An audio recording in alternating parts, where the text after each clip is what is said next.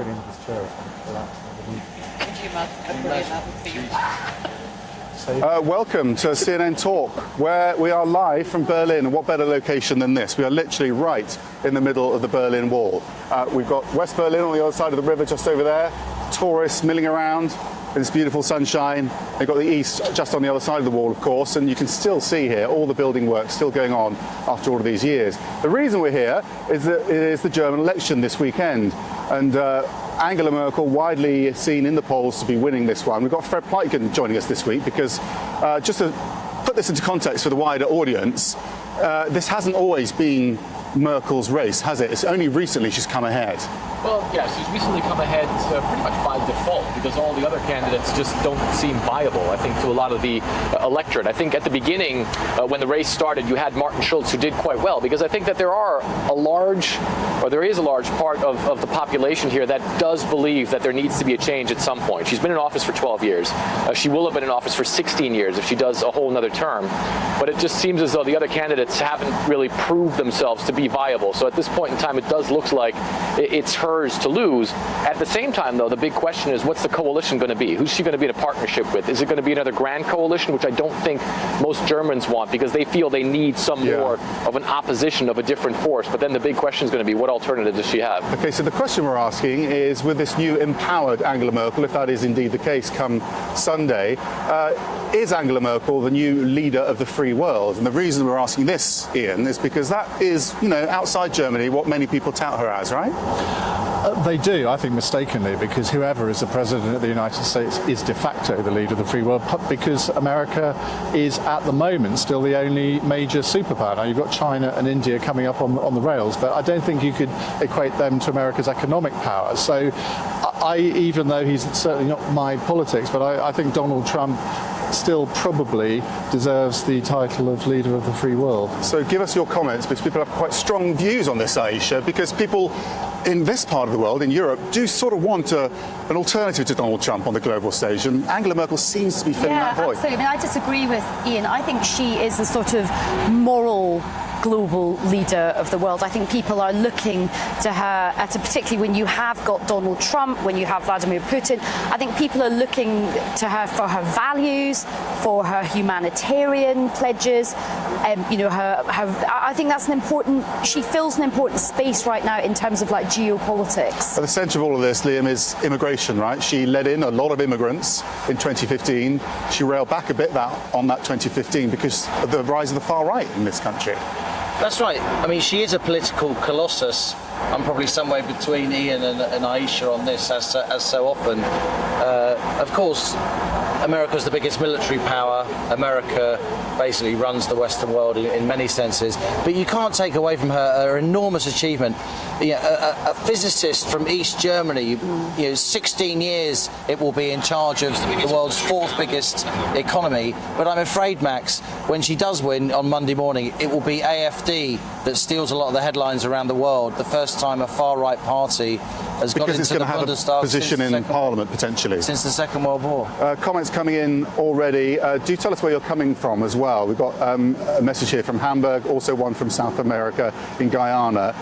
She's not the world new leader of the free world, says Lucas. She sticks to the status quo, and that's exactly her mistake. Yeah, I was going to say, I think there's one other question that we also need to ask is, does she want to be the leader of the free world? Yeah, and I think that's a decided no. I mean, when I speak to German officials, when you speak to her, the answers you get is everything we do is in a European context. So the Germans really try to embed themselves within Europe, because I think Germany is still also very aware of the fact there's a lot of countries in Europe, and indeed around the world, that would have a very wary eye if the Germans became too powerful. And I think the Germans themselves sort of try to undersell themselves a little bit. Also, if you look at Angela Merkel, I've been covering her for 17 years now, and there really haven't been many fundamental speeches, there haven't been any rallying cries. What she's done is she made herself this very important international figure by the things that she does, because of stability, the stability that you see in Germany. Also, because of the decision about the refugee crisis in 2015.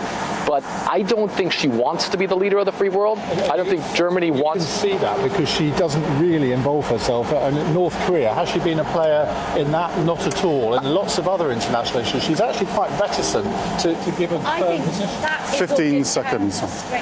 I think You'll have your say. right. I mean, We're going to come to a TV show in 10 seconds now.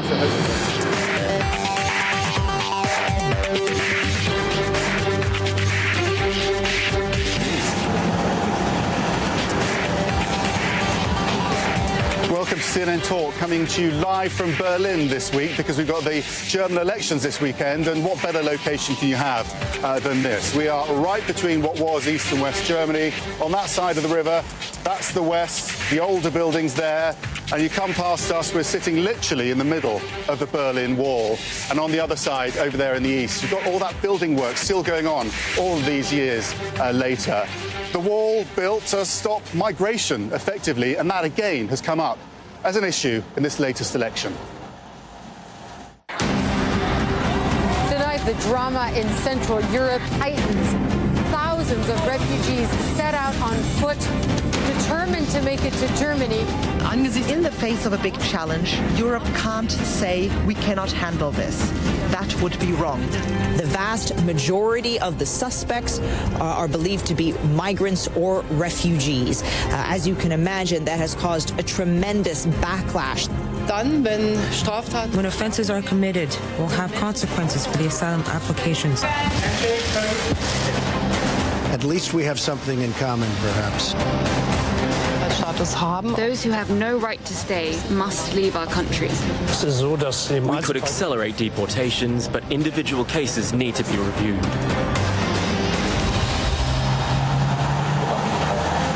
It really has been a roller coaster couple of years for Angela Merkel, but she is widely expected to win if you look at the polls. And the question we're asking today is Angela Merkel the new leader of the free world? Have your say on our Facebook feed. You can see all the comments coming in there. We've got lots coming in already. Tell us where you're watching from as well. It's always interesting to see how these stories play in different parts of the world. And we are joined this week with the expertise of Fred Pleitgen, who was our Berlin correspondent, of course, for years. And you always come back for elections, don't you? Yes, I do. This is the seventh election I'm allowed to vote in, and the sixth one that I've actually covered. Take us back to 2015 and the issue that's really defined this election. Of course. I mean, the refugee crisis was one of those really defining moments, especially for Angela Merkel in the past couple of years. And I think the big thing that Angela Merkel did there that she's never done before is I think she made an emotional decision. A decision that she knew was not going to be particularly popular here politically, but she's done it herself. And she really is a pragmatic politician, much more so than she is an ideological politician. That's where she really went off script, took a big risk, and it is still a defining factor here in the election and in the run-up to it, very much so here. Marish saying, Angela Merkel, I wish you all the best to win the elections. Danae saying, nope, she's not the leader of the free world. This one from Lucas Linux, she's not. She sticks to the status quo, and that's exactly her mistake. We need new impulses in Germany for a role model country in the future of the world. But actually, what was interesting about this election, Liam, is there are dynamics here, right? You've got the far right rising up. So was this a vote against the far right or a vote for the status quo? I don't think she's the leader of the free world. I still think whoever's US president is leader of the free world, but she is a political colossus. She became CDU leader in the year 2000, yes. I believe, and she's about to win her fourth term. And we do expect her to win on Sunday. The way German politics works, though, you don't win an outright majority. She'll have to go into coalition. Given everything that she has done, she won't actually dominate the headlines around the world come Monday morning. I think AfD, Alternative for Deutschland, will dominate the headlines around the world because this is a party that has sprung up since 2013 but become really popular since the waves of migrants in 2015 and again in 2016, which have unnerved parts of the German population. And so if AfD get more than 5% of the vote, I understand, under the German system, they then get into the Bundestag, the lower house of the German parliament. That will be the first far-right party in the German parliament since the Second World War. Let's just look at the Der Spiegel. I'm going to show this because it was from earlier in the year. It was from February earlier this year, and the headline is Will she fail? Even in February, she looked like she wasn't actually going to win this, and there was talk about her not even running at the time. So it's been an extraordinary turnaround. How do you think she's done it? I think she's done it because of the weakness of her opponent. Martin Schulz was the president of the European Parliament for many, many years, quite a well-known figure all around Europe. but he hadn't been involved in German domestic politics for a very, very long time. So to transfer yourself from European politics back into German politics, I think he found that very difficult. He's not a charismatic man. He's ultra pro-European. So in many ways, the AfD have been able to play into that because they will accuse him of wanting sort of more and more Europe. And I think she's looked at him and thought, I can beat you. And clearly she's going to. And it's almost as simple as that. How do you think she did it? Is it personality? Is it policy? Conviction? I think part of it is, she's always been quite slow and steady in terms of her approach. She's a woman. First of all, it's a very rare thing to be a senior woman, a global player. And she's also been a woman politician who, at the beginning, everyone always sort of underestimated her. And she sort of hangs in there. She's incredibly disciplined. She's incredibly smart. As you were saying, she's not really an ideological politician. She's quite a practical politician. And I think as well, we are living in this period of great disruption and uncertainty. You have the rise of populism on the right, and on the left you have Trump in America, you've got Brexit in the United Kingdom, you've got the world in quite a position of volatility. In a way, I think her kind of stability, her security, the fact she's a safe, non-flamboyant pair of hands, I think even though people are saying that, well, she's kind of boring, in a way that's quite appealing right now. She's known as Mutti, Mummy, and that's almost says it all, doesn't it? She's this reassuring figure. Coined the term Angela Merkel Darwinism once, because I've seen this since the year 2000. He's still trying to coin it, by the way. Where she's always had. We have it here. Let's get this trending. We've always had these, really loud alpha male politicians around her trying to take her place, even before she was chancellor.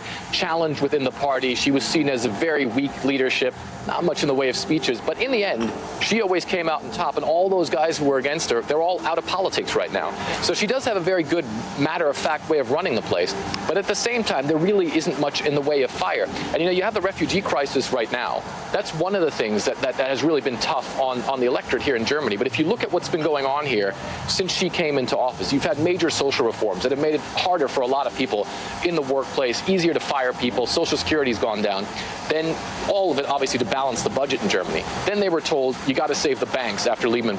Then they were told, you got to save the euro, you got to save Greece. And now they're being told, you got to save millions of refugees as well. It's not easy being a citizen in this country. We were talking a bit about her character there, and outside Germany, there is this sort of need, it feels like, for an alternative to Trump, whether or not you think Trump is good or bad. And Zaman is saying, yes, she's the best one of all of the European leaders. Do you think there's, she's actually filling a void which she might not necessarily want to fill? Of course she's filling a void. Of course she's nervous about projecting German power on the world stage for obvious historic reasons, and she is part of that generation. But I think in a world of irrational flamboyance, she's a trained physicist. She's an extremely logical person, and she does come across as a hand of stability in a sea of fools, if you like. But let's not underestimate just how much difficulty she has had because of the migrant crisis. This year, in 2015 was the big influx. This is the biggest movement of people in Europe, international viewers should know, since the Second World War. There was over 1 million refugees and immigrants into Germany in 2015, 750,000 in 2016. Germany registered 60% of all EU immigrants in 2016.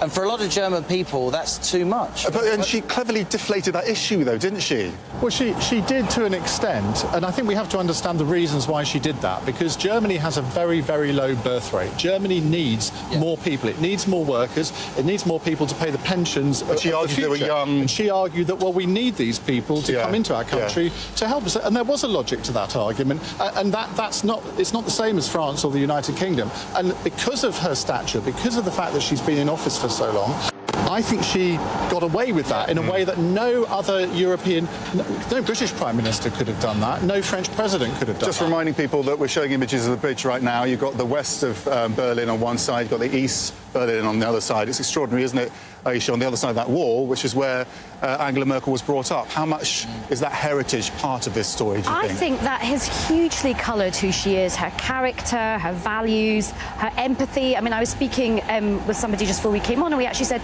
I think part of her, growing up in this very austere part of Germany, a communist regime, quite a colourless communist regime, I think perhaps she has some empathy with the idea of immigrants wanting to come and change their lives, let some colour into their lives.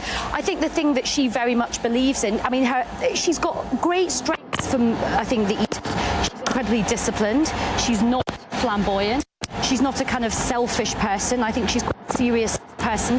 But I think her upbringing in Eastern Germany made her appreciate freedom and individual freedom, and I think that kind of she doesn't give into that flamboyance either. I mean, she's now dealing with someone like Donald Trump on a regular basis, where it's really, really easy to sort of, you know, be infected by that, to make irrational decisions. But that's never what she's been like. Even if she's been attacked, she'll think things through, and then policy that might not be, you know, big on the big stage. But the comments are coming in from all over the world, and she is. I mean, she's being held up. You know, Celestine saying yes, she's the best leader. Maria saying she's been a good example of power the whole world can look at, and Bodil saying she is the leader of the free world, and she's the one who saved Europe's conscience by doing right to people in danger when she opened the doors to refugees. Her biggest asset is trust, because she became leader of the CDU only 11 years after this wall came down, and there was a lot of suspicion about her because they thought, well, will she sort of retain some of the heritage from the East? She became Chancellor 5 years later. Nobody thinks about that anymore. She's managed to build up this trust, so when she does something radical, people give her the benefit of the doubt. I want to ask Fred about this, though, because I've talked about this trust issue and, you know, this authenticity that she's got. And actually, you looked at her and were reporting on her early in her career, and she didn't always have that, did she? She was always seen as a very, very weak leader. She was seen as a weak party leader. She was seen as some milkmaid, I think she was. A little bit of that, but also her speeches were quite, let's say, boring, but they didn't really have much edge to them. And she was really bad in front of the TV cameras. I mean, she didn't know where to look. Her whole public demeanor was problematic, and I think in the end, I remember when she became Chancellor in 2005. She nearly lost that election, even though Gerhard Schröder was deeply unpopular at the time. Still, he became very close. He came very close to beating her because people simply didn't like her. And she's managed to turn that around because of the way she's led the country, just as an anchor of stability in times where we have seen not just the refugee crisis, but we've seen a lot of other crises here in Europe. I mean, we were talking about Europe possibly falling apart just a couple of months ago. We were talking about the euro falling apart. We were talking about the banks collapsing. I remember when Angela Merkel came out after the Lehman Brothers collapse, and she stood with the leader of the opposition, with the leader of the Social Democrats, who was also in the Grand Coalition, and said, "I stand here. I'm going to guarantee all of your savings are safe." And that was something that really did a lot. The policies that were enacted. I completely agree with all of that, and I think one of the things that is so, look, to be a woman in politics is very, very difficult, and I think a lot of politicians, when they get that first job, no one's prepared for being a leader, so that's often the trajectory of leaders. When they start off, they're like, they weren't very good, but because she has lasted, she's been this permanent feature across recent history, people will look at her. And the other thing in the global world stage is full of basically immature men fighting for position, going, I'm going to be the leader of the free world. No, I'm in charge. No, I'm in charge. Well, all of them. And I think they look at her and think she is the grown-up in the room. Well, we want her to be the leader. I'm going to bring in Babola on this, because she says more women. That's what the world needs right now. Less silly old men with big egos. Fred saying how many people in the US would have voted for a candidate as Merkel in the elections there. And Rocchio saying she's an exceptional person. She represents the empathy and reason in a perfect equilibrium. Next, we're going to be asking, where does she go from here? Because she's certainly got some challenges, hasn't she? She's got to build a government. She's got that far-right issue now following her into Parliament as well. So how's she going to move on from this and capitalise from this power if she gets it on Sunday?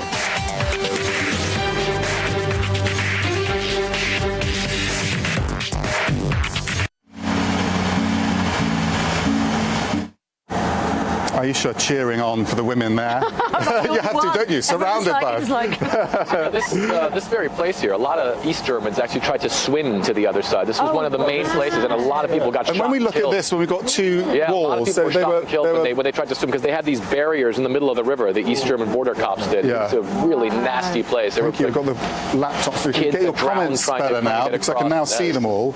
Merkel is the best leader so far, says Emma. Zika says absolutely motherly, brave, visionary, and compassionate.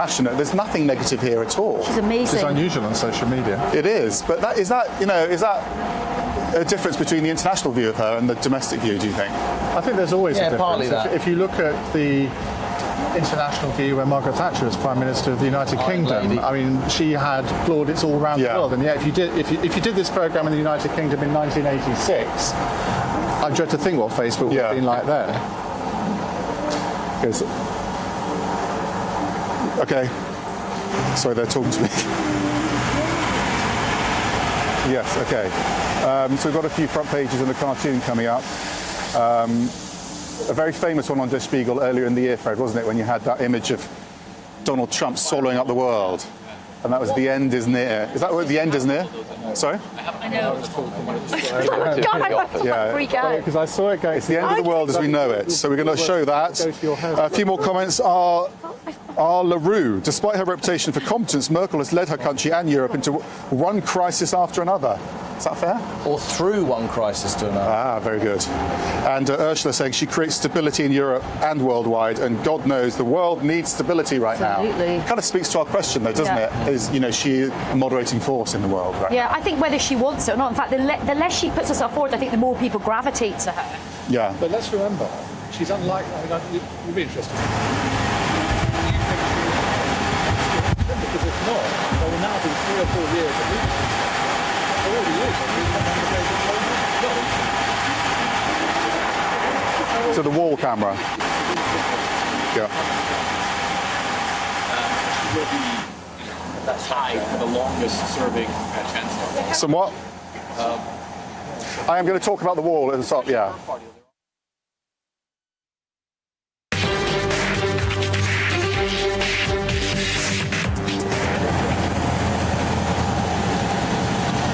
Welcome back to CNN Talk live from the Berlin Wall. We're in the quieter area here, we're by the river, but if we show you the other side of this wall, you can see it really is one of the most popular tourist points really in Europe. It's extraordinary to see people coming down and being reminded of all the history that unfolded here and how there were completely different lives on either side of the wall. And we're here because we're talking about the election this Sunday. Angela Merkel widely expected to win. Lots of comments coming in.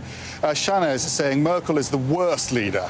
Carlisle saying she's ready to take full control of world leadership. This is a response to our question, is Angela Merkel the new leader of the free world?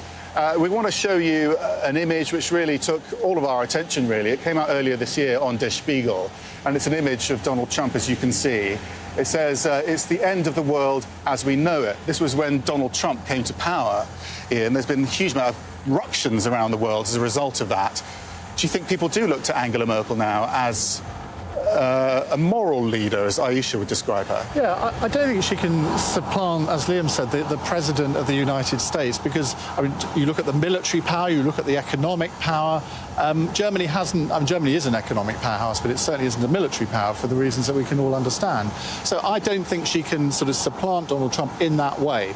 But if you look at the rest of the free world, it's difficult to think of any other leader that has more moral authority than she does. Now, it's quite clear that President Macron, the new president of France, sees himself as the counterbalance to Donald Trump.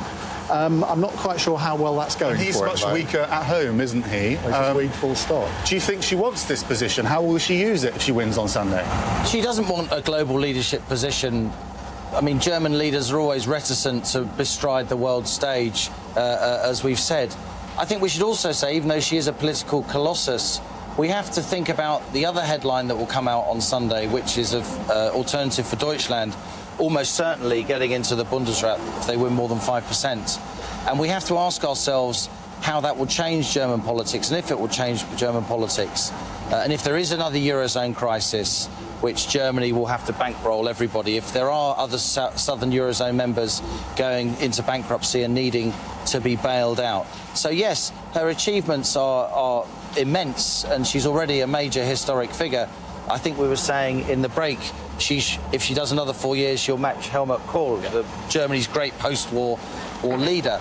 But not everything in the German garden is rosy for a moment, and I think AfD's rise is really alarming, and it could be the start of something that future German leaders will have to really grapple with. What sort of government is she going to form, and does she have to pander to the far... Surely no one's going to work with the far-right party anyway. I think you're absolutely right. I mean, I think that the AfD, the Alternative for Germany, is going to get into parliament. And I think that the even more worrying factor for many people is that they might become the strongest opposition party in parliament. There's some people who believe they could become the third strongest party. If there's Doesn't that unite the other parties against them? Well, it certainly does. But at the same time, you have the same sort of forces that you have in many other countries, where the more the established parties go go after the far right, the more people they seem to draw in. Because is that another argument for the SPD, the Socialist Party, going into opposition? That's because what some then they people would say. form the main opposition. Well, yeah, some people say that might be a better alternative. Yeah. But then the big question is, what sort of government can she form? Can she form one with the Liberals and the Green Party?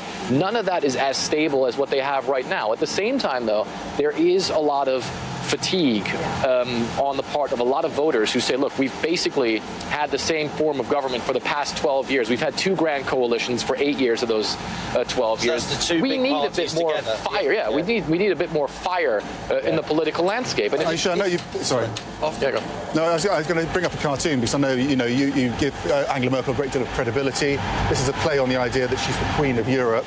There she is on the throne. Until the elections, I'm planning to remain vague and aloof and to somehow wiggle my way to win the elections. Do you think that's fair? Do you think she's wiggled her way through? Or is this been a big whether you wiggle to victory or whether you politics, right? romp home to victory, like Go on, give this. us a wiggle. I'm not giving you a wiggle. What would Angela do? She would not be giving you a wiggle. I think we need T-shirts. All feminists. What would Angela do? I think that's the kind of thing. But look, I think she is just an incredible force in German politics, in European politics, in global politics. There was this great visual that was done of her with all these amazing male global leaders, and they've all gone now, and she is the last woman standing. There's a lot of criticism in the country, though, isn't there? I think I'm right in saying, Fred, that she's never stood up for feminism. She's never spoken to it, and actually she hasn't created much equality under her. She's actually perceived as quite a weak leader here, and that generally, she doesn't put out anything in the way of guidance, of a way forward. And if you ask a lot of Germans, in the past years that she's been in office, what does this country stand for? What do I stand for as a citizen? Where people say we want better social services, we want the country to be there for you. In Germany, it's always about a balanced budget. That's what all our citizens are working for, right? It's all about getting a balanced budget. If only the same in the UK. And that gets a lot of stability for a while, but at some point, it just simply isn't enough anymore. I was reading a lot of stuff around her, and a lot of people, a lot of commentators have that same narrative that she's not a woman with a big vision. She has a very tactical view of her politics rather than a strategic view. So she's always thinking, okay, what's kind of the next year ahead looking like? And that's kind of what German politics is about a little bit. They always compare German politics to a big tanker. You don't change the course quickly. It's all really incremental. Important today when Theresa May makes this big speech on Brexit in Florence. In essence, the negotiations can't really start properly until the German election is out of the way. And Angela Merkel is going to have an amazing influence on the outcome of these Brexit talks. Do you think she's going to be hands-on now as a result? I think she'll be much more hands-on than she has been in the past. And what's interesting about that is that it hasn't been an issue at all in the German elections. Her view on Brexit is actually very different to Macron's, the French president's. He's been very fiery and he's going to punish the UK for leaving, and of course Jean-Claude Juncker, who's the president of the European Commission in Brussels, he's been saying he's going to give Britain a hard time. Merkel's main utterance on Brexit so far is, let's not be nasty, okay? The Germans have got an absolutely enormous trade surplus with the UK. You have the big German unions, the BDI union, for instance, which employs 1 in 5 German workers, saying last week, quotes, it would be very, very foolish not to do a trade deal with the UK. And Ian's right. The Brexit talks can only really now get going because Germany will basically run the Brexit talks. It won't want to be seen to run the Brexit talks for the same reason it doesn't want to be seen to bestride the world stage. But it is Europe's paymaster. I've got a slightly different view from that. I think a lot of the Brexiteers are really hoping that Angela Merkel is going to steam in and be like, right, I'm now taking control of this. Brexit's not been a huge issue here. It didn't come up in the debates. No, it's not a bit. But even below that, and I don't think it's a #1 burning issue. And yes, Germany does a lot of trade with us, but the primacy for all the political leaders is their allegiance to the values of the European Union and the single market. There's no way that Macron and Merkel have the same view of the European Union, and I'll tell you why. Macron wants a single fiscal policy for the European Union. He wants huge transfers between countries. Merkel doesn't want that. The German population doesn't want that. And now the AfD are going to get in Parliament. AfD isn't only supported by poor people from the East who are worried about immigration. There's a lot of highly educated fiscal conservatives who support AfD here in the West as well, and that will tie Merkel's hands. Merkel can be your lifeline on Brexit. Merkel, I'm not saying that she will. I'm not saying that she will be. Merkel is the worst ever, says Chris. Oh, very good. Milda saying Merkel, Macron and Trudeau are the leaders of the free world. Those three are a good team for the world. And Chris saying this, Ian, she grew on me, but she lost me a bit when she opened the door, not just to Germany, but to the whole of Europe. I still hope she wins, though. And that was the view, wasn't it, that she was doing too much on behalf of Europe. Actually, more countries should have taken in those immigrants, but she said that too. That is part of the reason why AfD have grown to the extent that they have, and they are going to do much better than their equivalent in Britain, well, their sort of equivalent, UKIP, because of the electoral system here. Now, when the German constitution was written, they inserted this 5% clause to keep extremist parties out of the Bundestag, but of course, they're going to get probably 10, maybe 12% of the vote. Maybe 50 members of the German parliament will come from the AfD. And it'll be very interesting to see how Angela Merkel copes with that, whether she's tempted to tack to the right a little bit or not. Where do we go on Monday then, when these Brexit talks begin and Angela Merkel can pretty much do what she wants because Brexit hasn't been an issue in the German elections? Well, I imagine Angela Merkel will be more preoccupied with, as we've discussed, figuring out how she's going to form a government here. I don't think her immediate issue will be, my goodness, I must steam in and get Brexit going. She will think, right, how am I, depending on how the third party, because it's really it's race for third, isn't it? This is the main thing. And the key party is the FDP, the Liberal Party, which in Britain would be seen as a Thatcherite Conservative Party. Yeah. Now, they are her natural allies. They've been in coalition with the CDU for many, many years, back in the 50s, 60s and 70s. Well, they used to be the only small party in Germany, but that's changed. And they went out of the German parliament, didn't they, for a time? They didn't get the 5%. Yeah, in the last election, they totally went out. Yeah. Okay, we on Sunday will be back here in Germany. We're going to be reporting from Germany, and we're going to be anchoring from London for a special programme with Halle on Sunday, bringing the results in from the exit poll, I think. Yes, absolutely. So watch for that, and we're going to be in Brussels on Monday, looking ahead to those Brexit talks and how Angela Merkel will play into that, if indeed she does win on Sunday, as many people are expecting. But I'm going to leave you with a couple of comments coming in, because they've been really smart this week, as they always are. Bully saying, we are praying for Germany to remain strong in world politics. Thanos saying, unfortunately, she's the best Europe has for now, and thus she may be the best leader for the free world. So many people looking for some sort of moral leader in the world. Many people think that's Donald Trump. Many people in Europe now looking for Angela Merkel. We'll find out if she does win the election, whether she even wants that position, as we follow her progress and the progress of the new government. Thank you to the panel. Thank you for Fred for joining us. He'll be busy over the next couple of days. We'll be back next week on Monday.